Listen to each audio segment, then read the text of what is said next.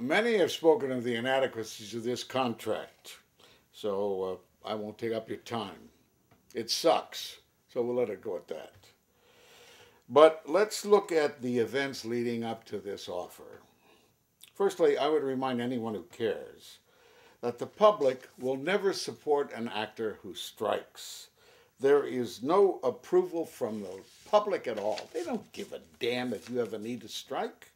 You're spoiled darlings, and it's laughable that you would be on strike. It's totally laughable. Now, that's number one. The common reply from know-nothings for number two is that this is not the time to strike.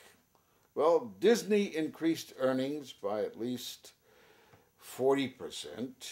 Fox increased earnings by something like 72%. When should we strike? When Fox goes bankrupt? I don't know when that will be. All management has shown a profit. Prior to negotiations, Bob Iger said there would be a strike. How do he know? Well, Peter Chernin of Fox said this would be the end of residuals. How he know? The attacks on Alan Rosenberg and Doug Allen began. The president of SAG, Alan Rosenberg, no president has ever been vilified to the extent he has, a sitting president, as he is. That's Mr. Alan Rosenberg. There's something about that collusion that makes me think these attacks have been coordinated. Which brings me to the belief that collusion and betrayal have been instrumental in this perfect storm that has engulfed SAG. Collusion by management and the big agencies who sought approval to produce from SAG were rejected, and after slipping $500,000 into the palm of AFTRA, were allowed to produce by AFTRA. Betrayal by AFTRA, who had negotiated with SAG on prime time since 1980, began negotiations on this contract, abruptly withdrew, signed a deal similar to what we're now being offered, and then began to steal SAG's jurisdiction wherever it could, with the AFL-CIO conveniently looking everywhere else but to this crime. Betrayal is the color of the day.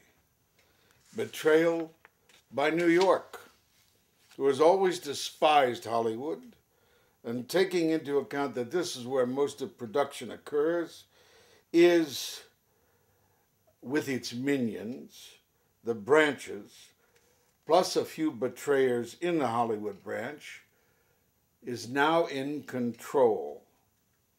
And Doug Allen has been axed and silenced Alan Rosenberg in the middle of negotiations by a labor union. Prior to that and after, we witnessed the statements by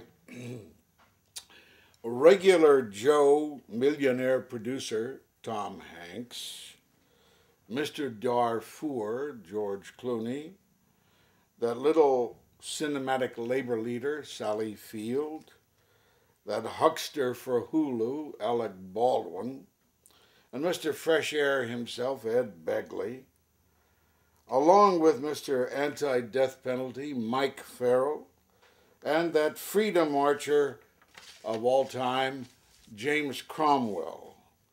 All this, coupled with that pixie of a Pied Piper, Danny DeVito, who got 130 name actors, series actors, producing actors, to sign a letter demanding the union not strike. What is unique about these people? What is particularly unique about these people? They're all liberals and or progressives. Unfortunately, they know nothing of organized labor and its needs. They produce. To demand no strike by SAG's leaders in the middle of negotiations. Why not tie their limbs and duct tape their mouths? Where is union solidarity? I see union betrayal. If they're not happy with the results of negotiations and the contract, vote the rascals out. But don't attract the world's attention to your unhappiness by crippling Alan Rosenberg and the SAG. No other union would have tolerated this destructiveness. When Bob Iger said, there will be a strike, he undoubtedly knew all the Chicken Littles would come running, and they did. Do you believe in this great union? This contract sucks. It destroys the union. Show by your vote that Mr. Iger was right. For over 70 years, the Screen Actors Guild has been the prime protector of actors. If you wish to endorse this contract, then realize you're getting the AFTRA contract.